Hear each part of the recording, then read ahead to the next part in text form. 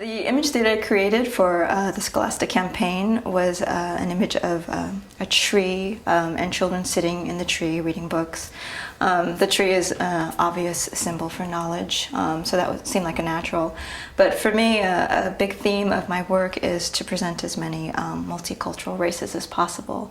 And so I just filled the tree with faces of children that I saw from around the world. And I actually very specifically chose I went through and went through the countries of the world and tried to choose a child that would represent each country in the world, because that's a big deal for me, is to make sure that when children see my work that they can see themselves somewhere in some of my images. And included in that image, of course, is because I'm a mother and I'm a vain mother, as I have my two sons, my two little boys, at the age that they're supposed to be, right at the base of the tree reading a book. I think I had one of them reading Winnie the Pooh because, Winnie, anyway, and it's one of my favorite characters. But anyway, so they're in there for all eternity, hopefully, so you can see in 10 years, that what they look like at the moment that I drew that poster. And that's the image I came up with.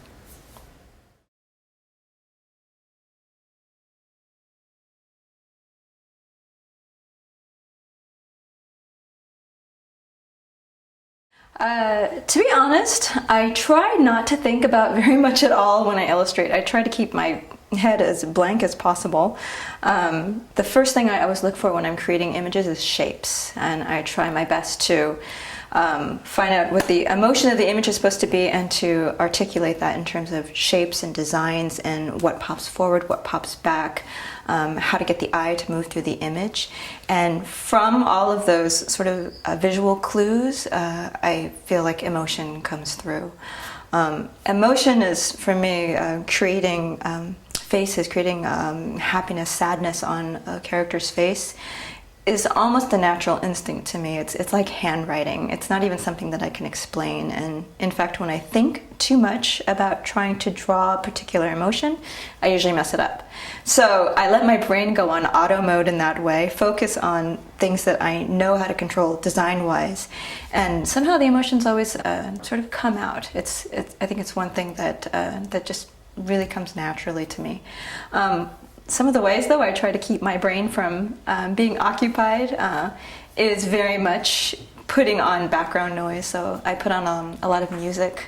I watch a lot of, or actually I don't watch, but I'll listen to a lot of radio. I'll listen to a lot of TV shows, believe it or not, and that sort of occupies that part of my brain to keep my brain from thinking too much about an image. But for me, natural is best. So just going with the flow and trying not to think about it as much as I can.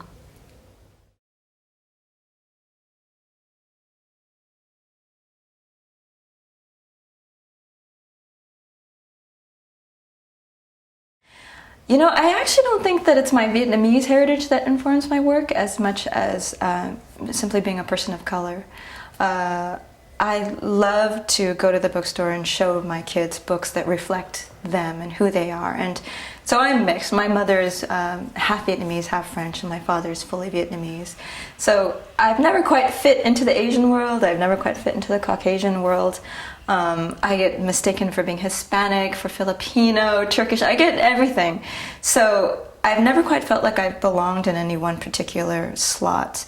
And I've always wanted to illustrate books that fit for kids like me, or for people like me who can't quite readily identify a race and don't necessarily want to.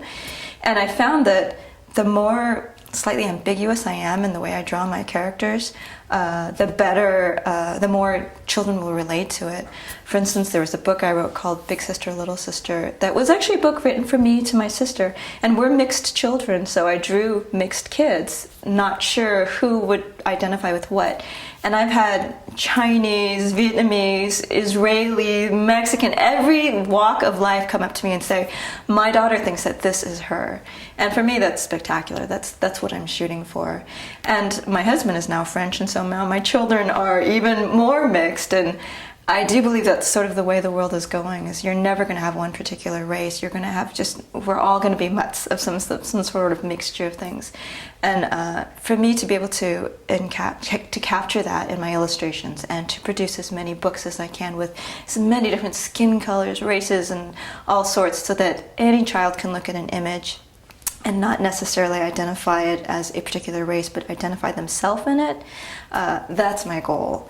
And if anything, if my Vietnamese heritage is to inform anything, it's that. It's to make sure that nobody feels excluded and that every child can find themselves somewhere in the illustrations that I make.